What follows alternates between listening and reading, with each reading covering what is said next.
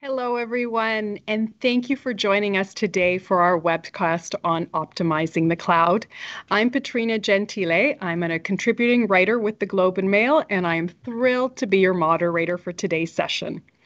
Now, before we begin, I do want to acknowledge that the Globe and Mail headquarters is located on the traditional territory of the Wendat, the Ananeshpi, the Haudenosaunee, the Métis Nation, and the Mississaugas of the Credit First Nation. And on behalf of the Globe and Mail, I would also like to recognize and thank IBM for supporting today's event.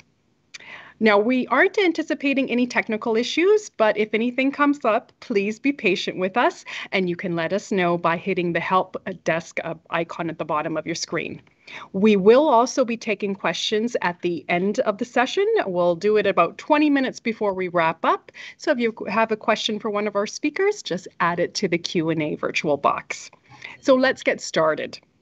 Many companies have already turned to the cloud to speed up product development and curb resource costs.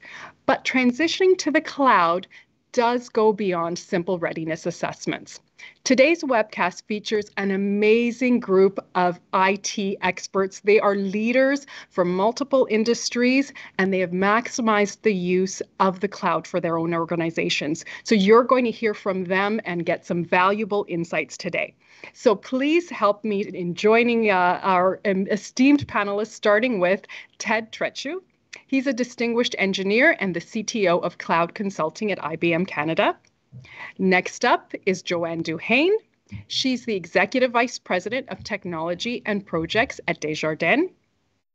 Also joining us is Nastaran Bishaban.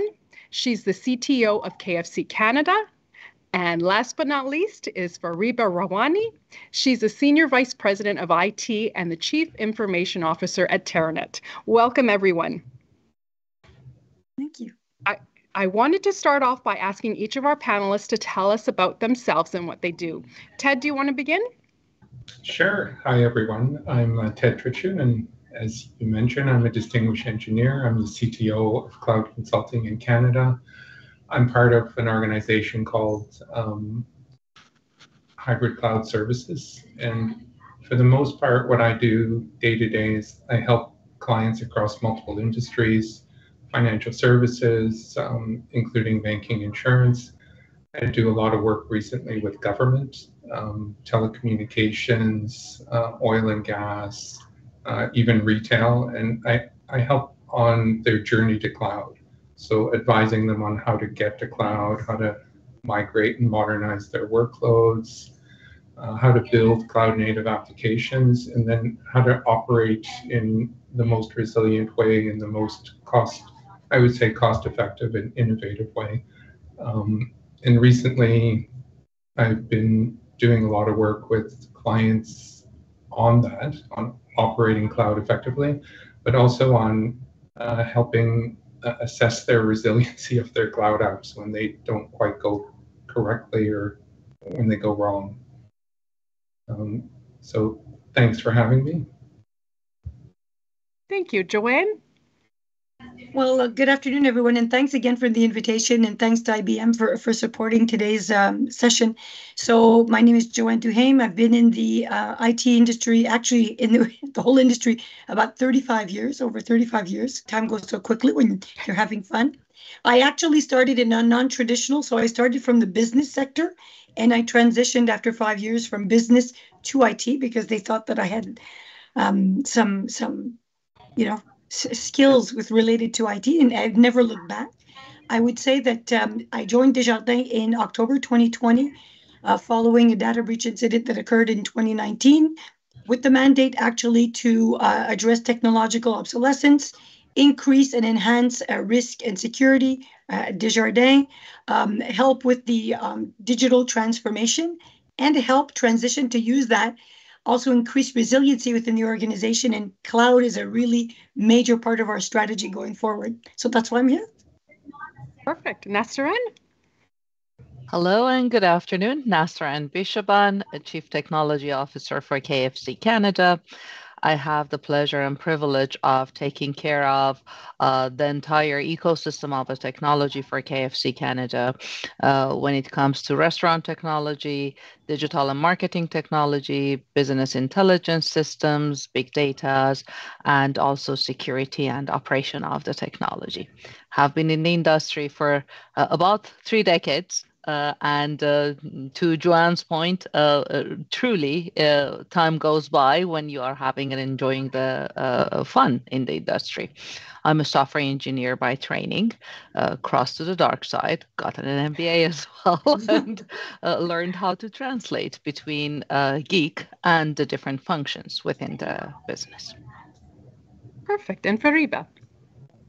Good afternoon, everyone. Thank you, Petrinia and Globe and Mail and IBM for organizing this session. I'm Fariba Rohani. I'm the Senior Vice President and Chief Information Officer at Terranet.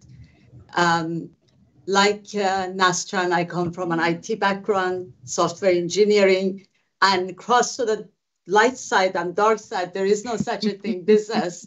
And run business for a while, but I have 25 years of experience as a CIO, a role I absolutely love and I'm very passionate about. So obviously we have seen a lot of changes in our 3 decades of being in IT. So much has changed. And when I came to Terranet, I was the EVP and CIO at Home Trust. And at Terranet was very much the journey of transformation. How do we take a very strong organization and evolve it to a modern organization, one that understands the value of DevOps, Agile, proper new software engineering practices, and last but not least, how do we adopt cloud? Half of our organization works in IT, so although we are a registry company, we are very much a technology company. So we want to help governments transform themselves and be part of their digital journey. And that's my background. Wow, between the 4 of you, lots of experience here. So I'm going to jump right in and I want to ask you, and I'm going to ask each of you this question. We'll start with Ted. I mean, what's the biggest challenge that companies face when they are transitioning to the cloud?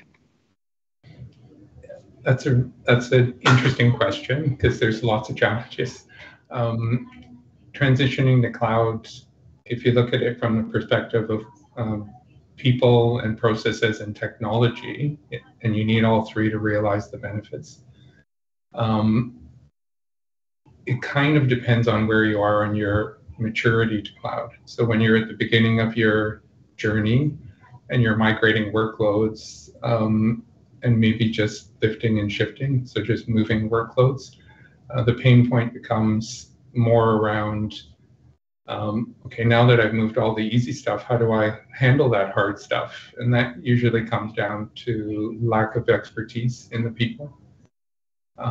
As you mature, what I hear more recently is I've gotten to cloud, but we're finding that it's actually more complex and harder to manage the apps on cloud.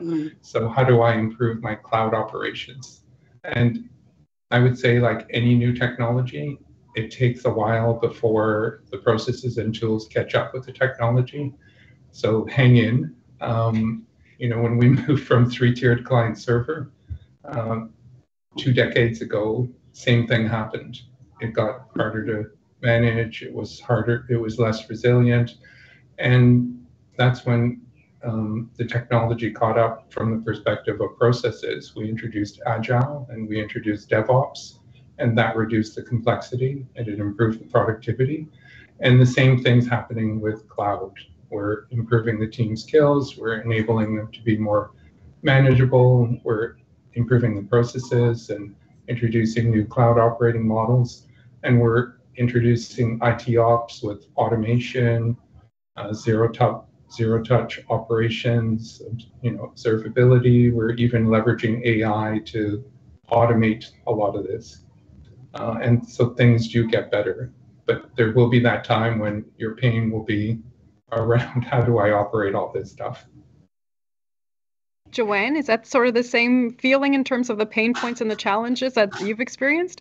Very, very similar. And thanks, Ted. I think you covered a lot of elements. So definitely from a skills point of view, you have to be able to ensure that the people going forward are well trained. And there's a lot of enthusiasm for the cloud, but enthusiasm and training doesn't necessarily mean experience. So you do have to, I think, be accompanied by people that actually know what they're doing, just to help you sort of get your mind around it and start to know what you're doing. So I think being accompanied by a partner is really, really important. I would also add, I think the cloud, you can't just jump on the bandwagon of saying, I want to go to cloud. I think you have to know very specifically, have a strategy related to cloud and know why you're doing it. What is the problem that you're trying to address? So in the context of Desjardins, we're really looking actively to be able to address obsolescence, address that more quickly, address operational resiliency, increase it as we can. So we're using cloud as honestly a driver to be able to help us attain these objectives more quickly. So that is a clear point of view that we're communicating to everyone. And the last point that I would say is communication and governance are key, because you will be using partners for cloud. I don't know any organization that's really doing it by themselves. We all want to use partners, but how do you govern the partner? How do you govern the relationship? How do you develop that trusted relationship?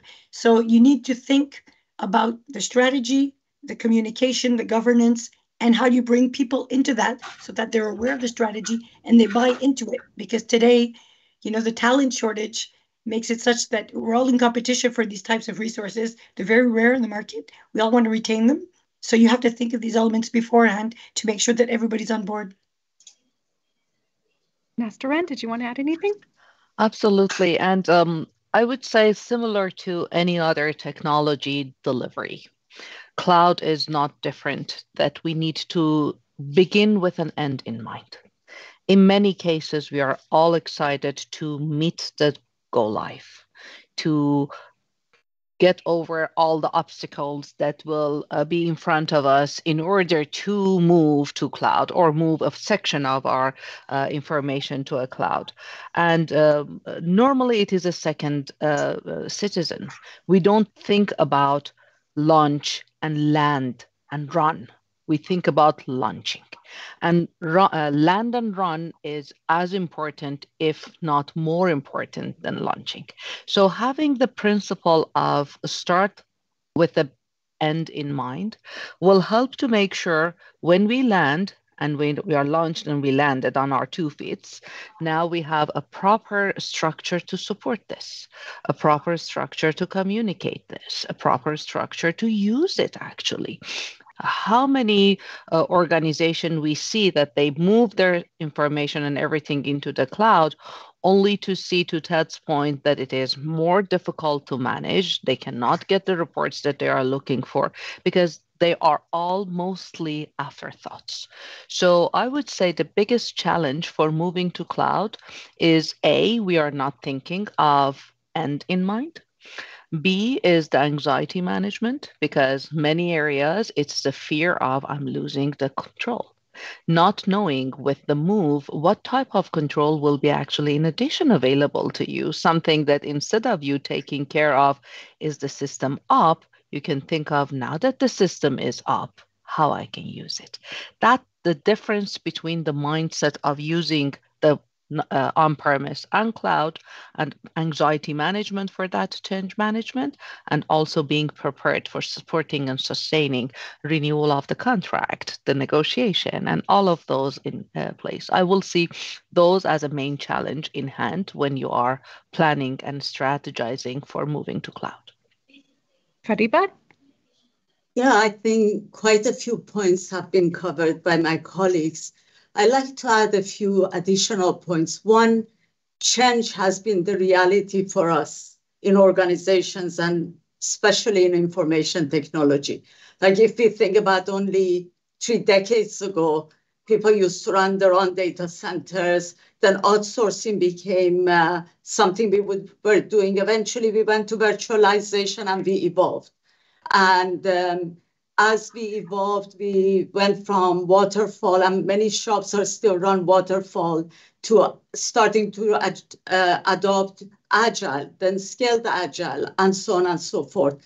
And then eventually, 2 decades ago, we introduced the concept of DevOps, because software engineering, the way we were doing it, was fine, but it couldn't keep up with the need for innovation, agility, etc.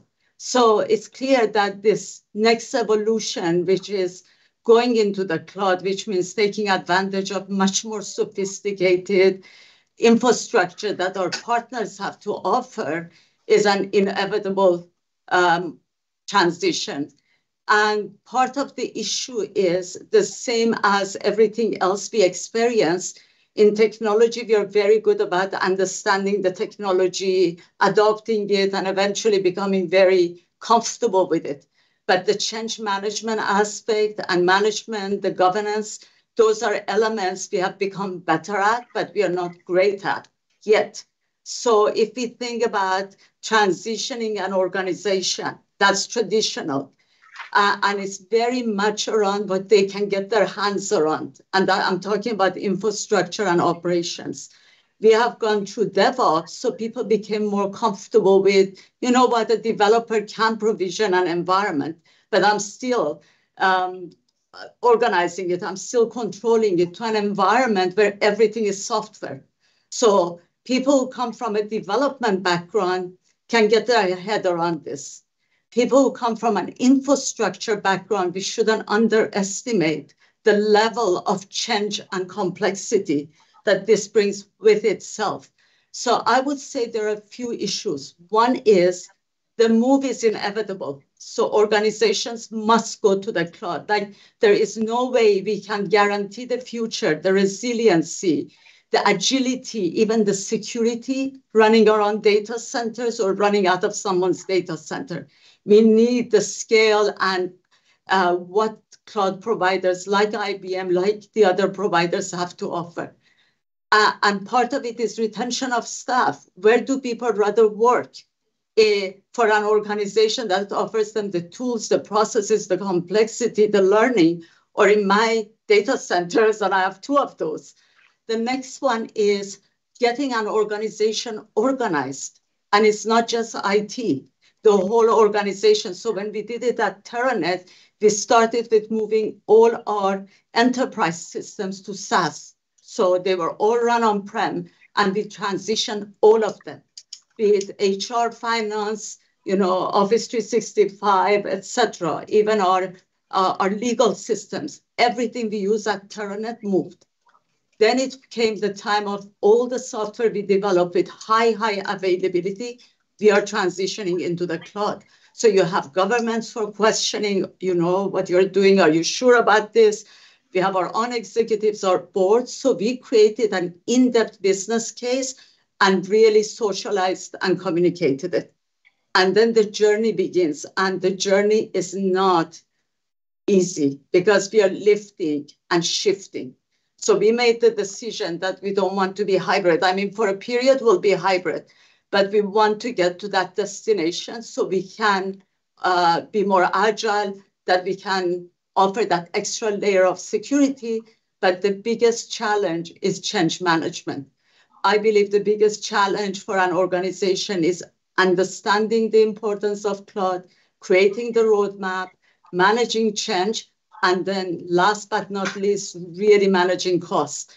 Because when we are on-prem, we buy the servers, we know what we pay, we know what the license fees are and subscription fees. And in the cloud, the water supply is available to everyone. So unless we have strong FinOp, processes in place, I've heard from many of my colleagues who went before me that was their number one problem: managing costs, ensuring people know what's at their disposal, and training people, getting them to the right level.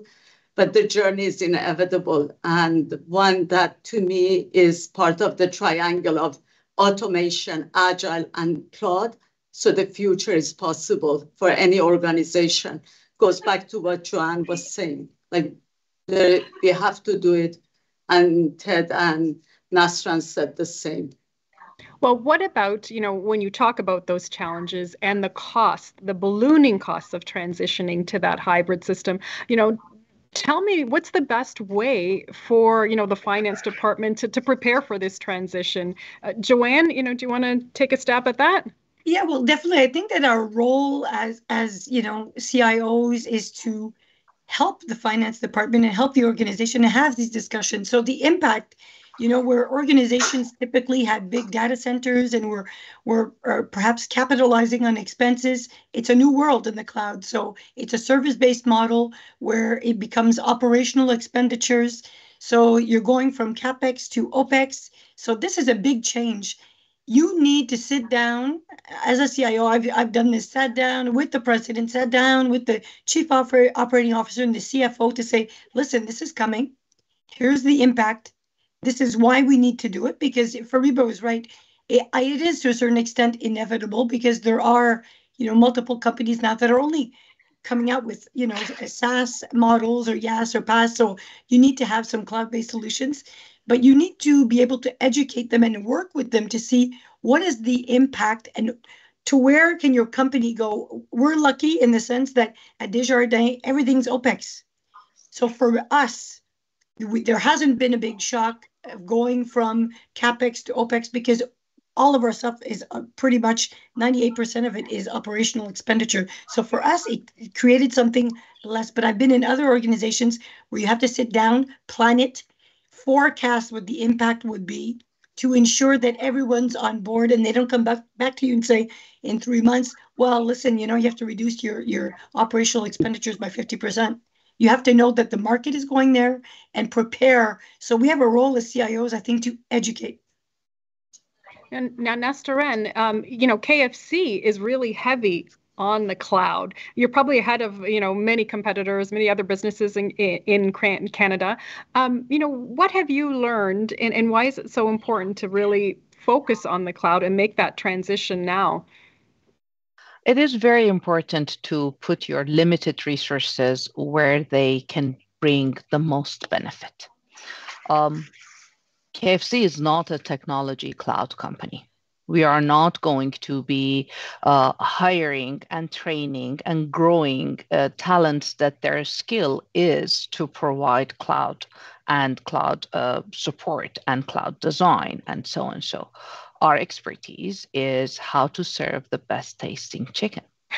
And have the ecosystem around it that can actually support the sole purpose of this.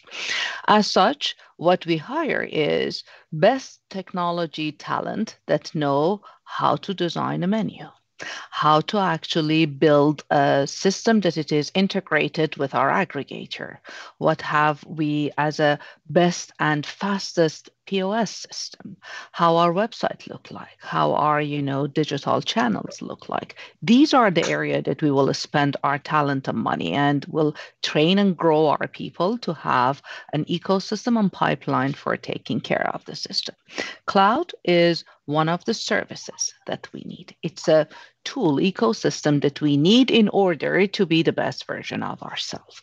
And as such, the best thing is actually go and find the best partner that can take that as from our hand as a liability and turn the cloud to an asset for us that we can take care of it. And the way that I actually talk to our CFO and the rest of the peers at the C-suite is think about the alternative version of it. If we don't have it, we need to make sure we have a security expert to this level that can take care of the information. We need to have a networking expert to that level that can take care of this and that. And when you put that into perspective and comparison, then actually it is not that expensive if you think about what else you should be doing in order to keep your information and your ecosystem afloat. Well, Ted, some businesses are still reluctant to jump onto the cloud. Is it because they're worried about the security? Is it, their files and data aren't going to be protected? There are cybersecurity and hacking risks. Is that a concern? I think in the less mature organizations, we hear that as a concern. But if you look at, cloud, the cloud vendors, they can provide much better security on average than most organizations. They can always be up to date with security patches. They can have the best facility security. So I think, the question is, can you, as an organization, can you provide that same level of security as the cloud vendors? And we usually find that, once you go through all the security elements that cloud providers provide, that most organizations can't. Now, the other question is, well, why are there breaches on cloud? And then the answer to that is, I think there was a Gartner stat that said 80% of breaches are due to improper configuration of cloud. And that's usually, again, that's related to talent and understanding exactly what you need to do when you move your workloads on cloud, how to set up your ports, how to set up your users. So essentially, you still need to secure your workloads and configure them properly. And the cloud vendors provide all the tools for you to do that. And you have to make sure that you turn on the security monitoring tools. That's one of the common mistakes that people make. They forget to monitor for security breaches. And the cloud will be patched with the latest security fixes. That's not necessarily true on the on-prem environment. Hopefully it is, but you have to be a fairly mature operational organization. The biggest thing to do for security on cloud is make sure you understand how to configure it properly and understand your responsibilities as like the RACI around what you have to do and what the cloud vendor is doing for you. Joanne, I see you shaking your head too. Well, I think that's the key. The question I get asked the most from the senior management committee and the board members is this secure? That's what they're worried about. And it's normal. I mean, you're dealing with information, critical information. So you need to have a clear grasp as to what is sensitive information for your organization. So you need to have that information classified. You need to know, and that's why I was talking about strategy beforehand. You need to clearly know what information that you're comfortable with it being in the cloud. You need to have agreements with the service providers that, to a certain extent, where the cloud is, where is it going? What's the data trace? I mean, these are things that you have to think about, that you have to talk about. But I totally agree with Ted's point. These service providers and these partners are investing a lot more in security than any organization could be.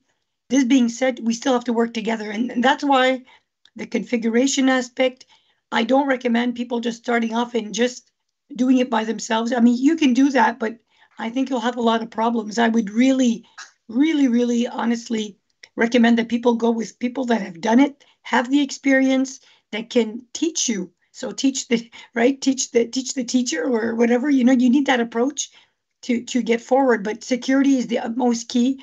And that's where we spent personally months and months and months, because we're talking about members and clients' personal information. You want to be sure that that's secure, that you're not sending it somewhere. And which one are we keeping in-house? We're not doing 100% total cloud migration. We're doing really specified with the workload, thought through. What are we keeping in-house? What are we putting in cloud with a trace on all of this information? Fariba, I see you. Yeah, you know what? I think, to me, if there has ever been a case for a technology change, this is it. If we talk about security, the reason we are moving to the cloud, because I, as the CIO, believe we cannot secure the future ourselves. Yes, we have a very strong security team. Our security posture is strong, but I never become comfortable with that. And you know why? Because the landscape is evolving. The bad guys are active, and they're not mom and pop shops. They are highly funded, highly organized. And if we think about how this future is unfolding and the level of investments in security that's required, so we can, in fact, secure our environments, that alone to me is the best reason why we would transition to where we have a higher level of security, redundancy, resiliency. And the board would ask me, we have high availability, high security, but you know what?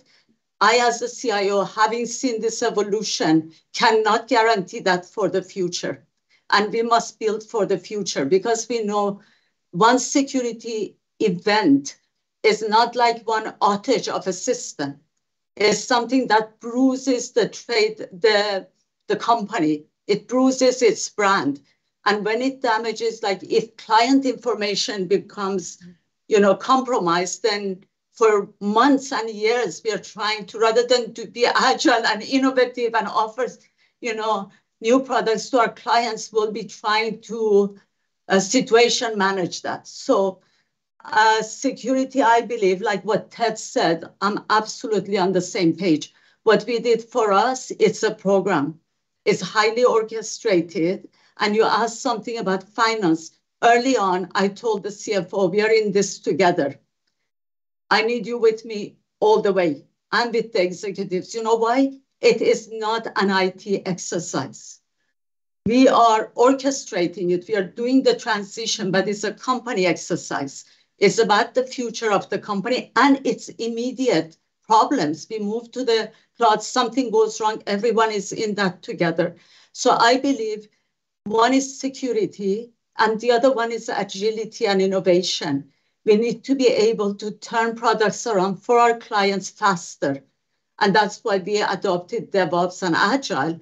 But without the cloud, you're limping along, it's not that straight. So if we ever had a case as CIOs, as technology leaders, I really believe this is the moment to make the transition, do it as fast as possible, but thoughtfully. The other thing that I think is another very critical program, which is a new one for us in technology, is data governance. We have always dealt with information. We are the custodian of information. But understanding the data, and it's something Joanne said, segmenting it, understanding its sensitivity, what's public, what's very private, and making sure we take that into consideration is very key. So that would be one recommendation I make to all my colleagues. Evolve data governance, understand the data, because now we are dealing with AI. So we already are in the next frontier. Like we have gone from analytics and AI is here now. It has always been here for the last 2 decades. But I believe strongly partner is key. Take the time, choose the partner, and be humble. Don't be arrogant. In IT, one thing we learn is we don't know everything we need to know. All the time, we learn that. So the partner is absolutely key to making this happen. Okay, I'm going to jump into the questions now because we have a slew. Dozens are coming in, and I really want to get to them. So I'm going to start with Nastaran for the first one. What security protocols are in place when sending a company's data to a server in another part of the country? It depends. It depends, first of all, to which country. It depends to what are the data that you are sending. So unfortunately, it's not as straightforward. And one of the main benefit of having this to be managed by a cloud service provider is your company does not need to follow all those policies and think about how has changed, what has changed. And all of that is managed for you. You don't need to think about, is the new policy coming for a specific personal data of a consumer to where and how redundant, how they need to be coming back and not for it. You just need to make sure that your partner that you are choosing is certified to take care of those level of the action. So it is a very wide question. It will receive a very wide answer at the same time because it depends to what data, what country, what region you are sending. But all in all, there are categories of the data that everyone in a technology is very much familiar with, that the personal data when it comes to the financial data versus to their like and dislike of a certain product have a different flavors and have a different kind of security around it. Everything is needed to be secured. Nothing needs to be leaked, but there is a difference between Nastran likes to purchase red and blue, or Nastran's credit card number is this. So it depends. Okay, I have another question. Maybe Joanne, you can weigh on this. Some clients are keen to go to the cloud directly without having an assessment or discovery phase pre-migration. What are the main points we can list to convince the clients to conduct this assessment for having successful migration without surprises? Well, I think that if they do take that approach, they will have surprises. They will have surprises. I mean, if you take that approach, it's definite that you'll have some impact. So we've discussed several issues related to that. Number one, the expertise. Do you have the requisite expertise and knowledge to be able to get you on a timely basis? If you're doing a little prototype and you're putting not important information is one thing, but if you're trying to put important data in that, I mean, I wouldn't suggest that. You're opening yourself up, because if it's badly configured, if you haven't thought through the whole process, it'll take you double the time. It'll cost you more money.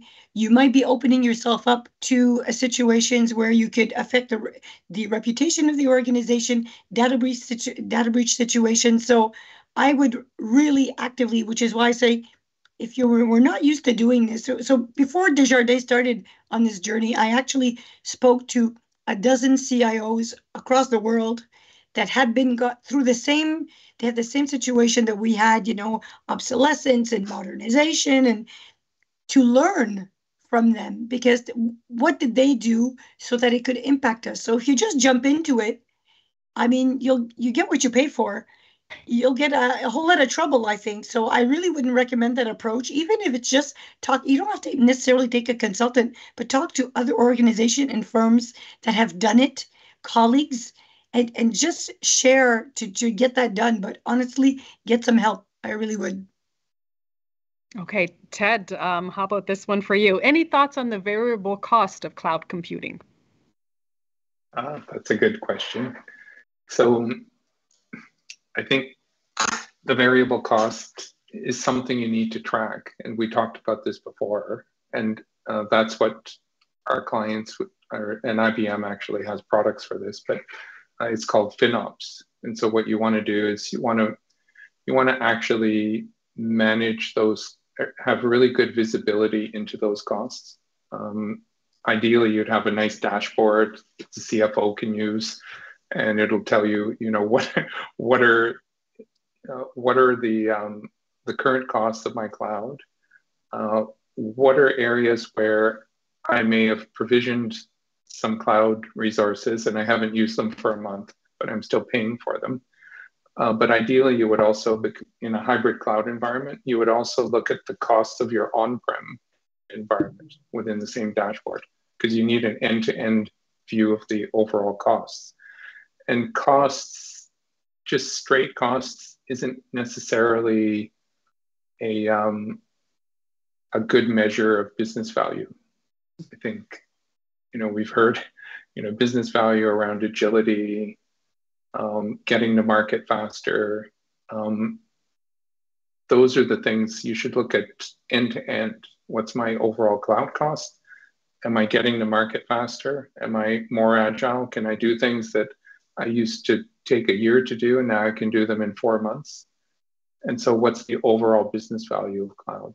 And you have to take into account there will be variable costs. Like essentially, if you're in a business that's, let's say in banking, where RSP season, I'm going to have really big loads, you're going to have higher costs during that season. If I'm in retail and I have higher loads during Black Friday and Boxing Day, I have to take that into account.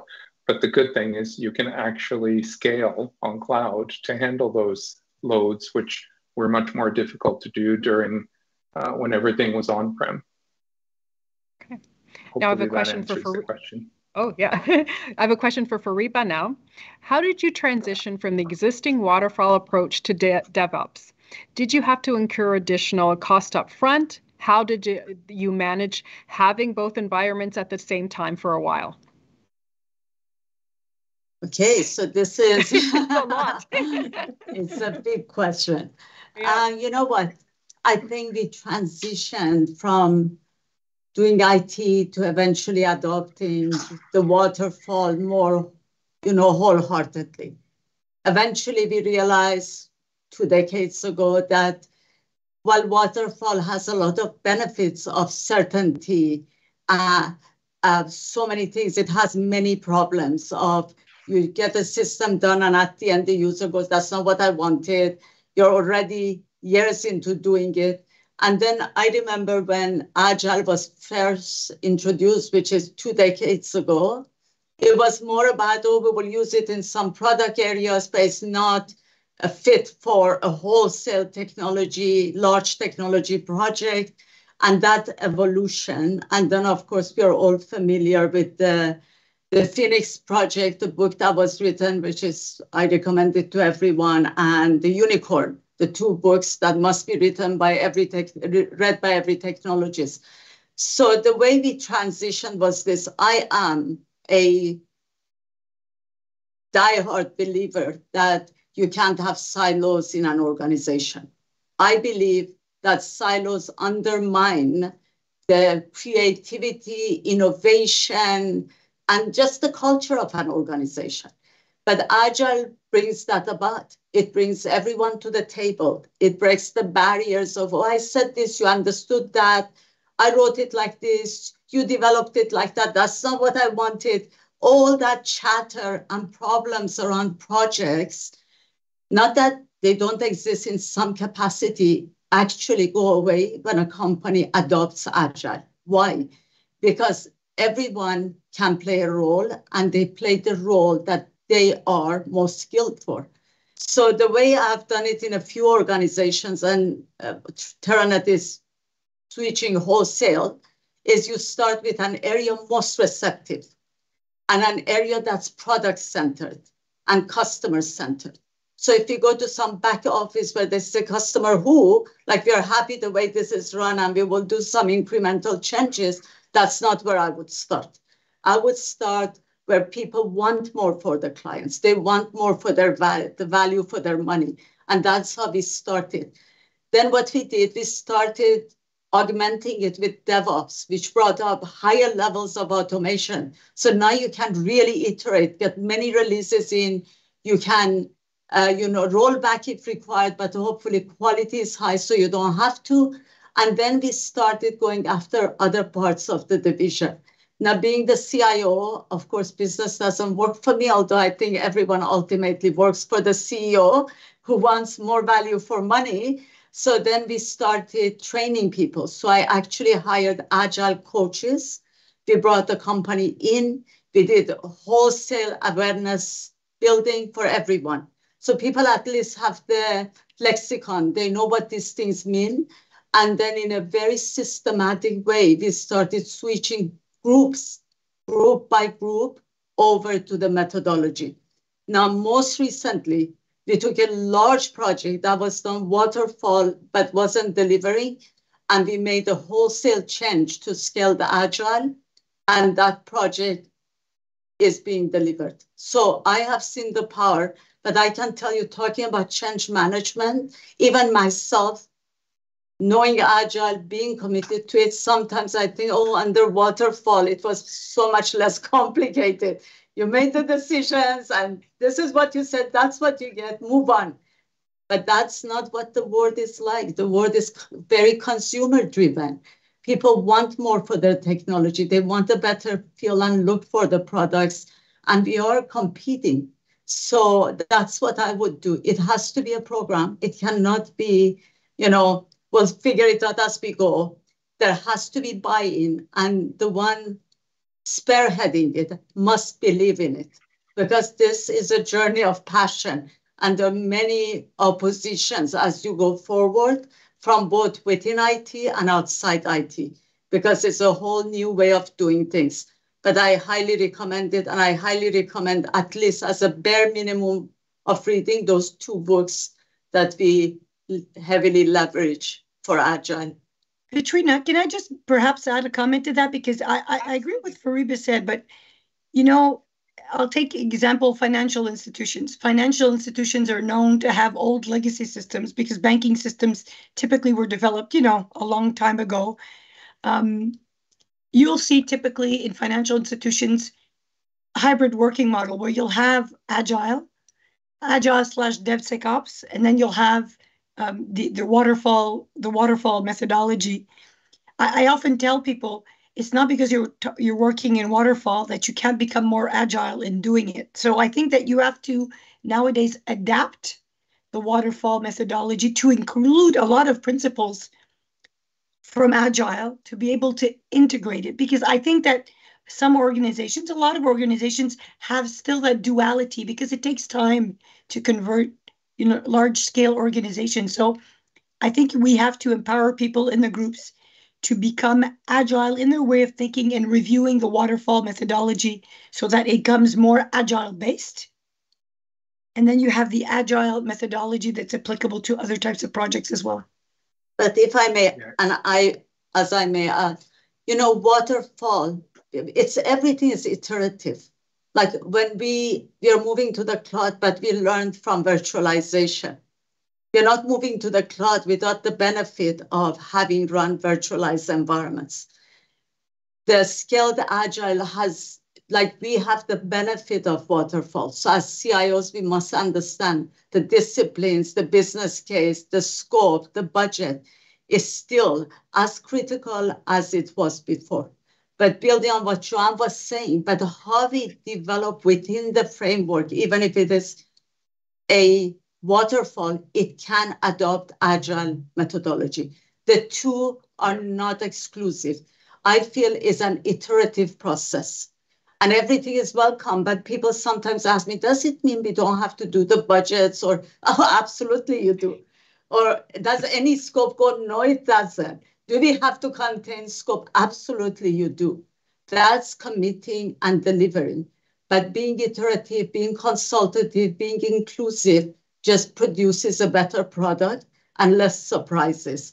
So I really like what Joanne said. One, it's an evolution to keep the best of where you have knowledge base and really evolve that.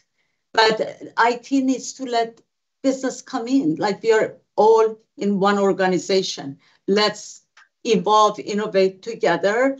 And that's where Agile can help. Yeah. And Ted, I one see of the you most, wanted to add something. For Joanne, I think even in banks, one of our most popular offerings right now is introduction of mainframe DevOps. So actually getting the mainframe team to use the, to use the same DevOps tools that everyone else in the organization is using, Bitbucket, Git, leveraging IDEs, having the ability to just, do experimentation running in an emulator, but, because that's one of the key elements of Agile.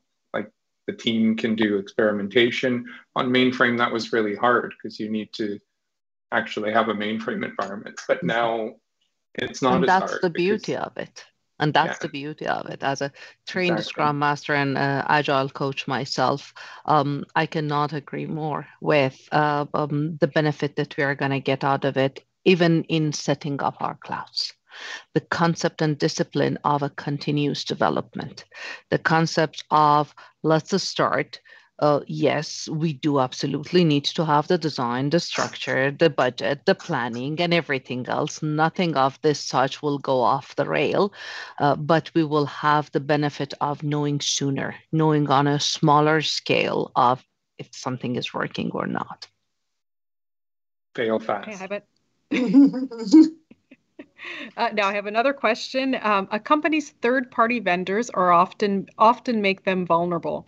What questions should companies be asking third-party suppliers to ensure that their cloud-based systems are secure?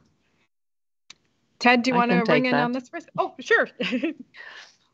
The way that I will look is asking them, how do you fail? And how do you wake up from that failure? The answer to this question will actually determine how ready they are. Because if they fail and they fail fast and they fail hard, I need to know. And if they can recover fast and recover, easy, that's the part that we need to know.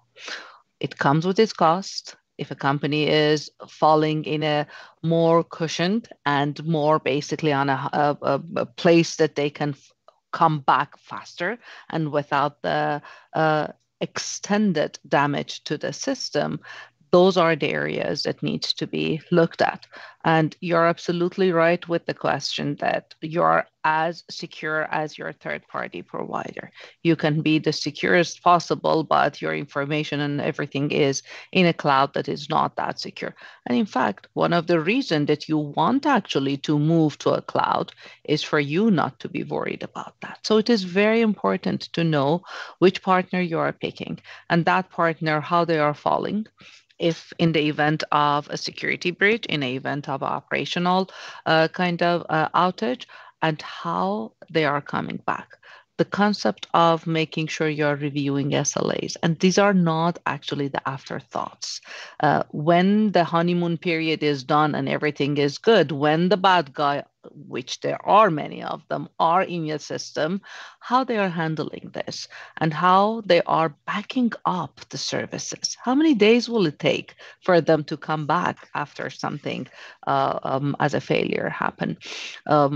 Making sure you have all those answers before putting pen on the paper and signing the contract. Okay, I have another question. Sorry, Ted.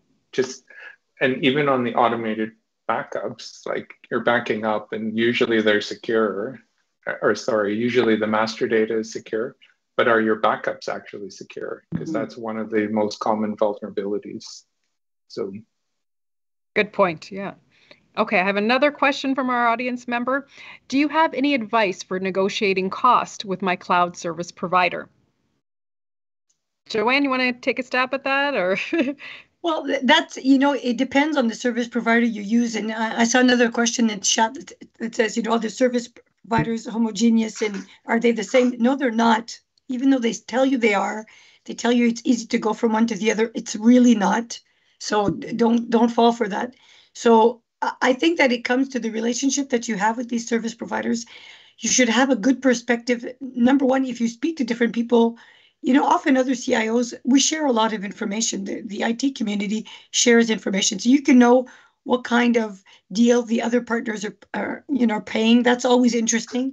There are some groups like Example Gartner that has a service that helps you negotiate certain contracts so that you can ensure that you're getting a really great deal in what you're trying to negotiate. And if you can bundle stuff up, honestly, I would say look at all of your IT services, try to bundle them because it gives you more negotiating power when you are dealing with a service provider. So those are 3 tips that I would say, and have a good perspective if you can of how far are you willing to go? What is really the extent? Are you willing to do a 1 year, 3 year, 5 year? And because, the longer that you have a deal, the better typically the deal is for you. But that doesn't change the fact that you need to have very specific clauses. And I know that a lot of CIOs are also looking at, when we have these clauses in the contracts, what are we doing to ensure that they're actually being respected? And I was talking to one of my colleagues the other day. They're thinking about auditing the service providers, physically auditing them once or twice a year. So these are all things that you need to think about when you're negotiating these types of contracts. I like to also. Yeah, please. I think in IT, we know that service providers are us. They're partners. They become part of our IT organization. So like anything else we do, taking the time, selecting a partner that's very suitable culturally from a practice perspective, because there are amazing partners out there. The other one is understanding the cost. Say my cost today is this, and I need to know what it would cost me. I can tell you, we had the most amazing experience. We actually were looking at more than one, and we did a lot of our own work upfront. So we went in prepared. And for me, it has always been important that whoever becomes our partner is a win-win situation, because they are part of my organization as the CIO. The partner we choose is here for the long run. So I want the deal to be such that we as the organization get a great deal to run our business, a fair deal, but that the partner also will enjoy this partnership, that they would want to bring extra resources to bear. They would want to learn with us. So knowing one's cost, knowing the price points, like what's out there, and I use Gartner. Thank you, Joanne, for reminding us. Those of us who are members of the Gartner Executive membership, we get this service. We send it to them. They evaluate it. They give you feedback. And I think it's good for the partner. It's good for us. And then when it comes to the clauses, depending on the company, we have different needs. Like for us, we need to be in Canada. We have to operate here. For some of our contracts, we have to be in Ontario. So being very aware of our legal obligations to our clients, then you decide on the partner. But once we choose them, to me, they're us. They're in here with us, and we're pretty transparent. But then going back to what Ted said, we have to have FinOps. Like we have to evolve our practices. One part is contract negotiation, get the right partner, because you're in it for the long run. And with Joanne, you're not going to switch, no matter what anyone says. Yeah, we like to have the flexibility but it doesn't mean that's what we'll do. Yeah. And the other one, knowing what our cost is and what we can afford and managing it. And one more, so what we find is if you're using a hybrid cloud platform, and you can be fairly portable then in moving your workloads, it's a different conversation, because the cloud vendor knows that you're not really, you're not tied to them. And so, make it known that you're running on a hybrid cloud platform like OpenShift, and that you have options. I'm going to try to squeeze it. FinOps, you can actually, you can leverage those options based on your FinOps. And we have I'm going to try to squeeze in one more question. We only have a few minutes left. What fundamental corporate budget changes are mandatory to fund the cloud transition? It might be in the beginning, the first investment, but if it is done right, and if it is done with the right partner, I wouldn't say it is that much different from holding this information in-house. The part that it is in-house and we are paying it by the time and material, by our resources and training them and keeping them, their bonus, their vacation and everything else. If you put everything into the a balanced review, it wouldn't be actually that different. A big change is for organizations that are CapEx heavy. You are not going to OpEx. Your projects can still be capitalized depending, but your consumption is not all OpEx. And that's the one financial change. Often I just see organizations make the cloud decision based on an event, like I need to renew my storage in the data center. So rather than spending $5 million to renew my storage, I'm going to move everything to cloud. So, there's different decision points. Joanne, last word to you. I would say you need the CapEx and OpEx comprehension. You need to know sit down with your CFO, because you need to understand what your accounting principles are. Are you US GAAP? Are you not US GAAP? So you need to have those discussions, and then you can determine what the impacts are. But things can be done, things evolve, and we can be creative. Oh, unfortunately, I have to leave it there. I'm sorry to all those questions that we weren't able to answer today. It was a great discussion. On behalf of the Globe and Mail, I want to thank our panelists, Ted, Joanne, Nastaran, and Fariba. You were fantastic. I also want to thank our audience members for joining us and for providing some excellent questions. And of course, thank IBM for sponsoring and supporting today's event.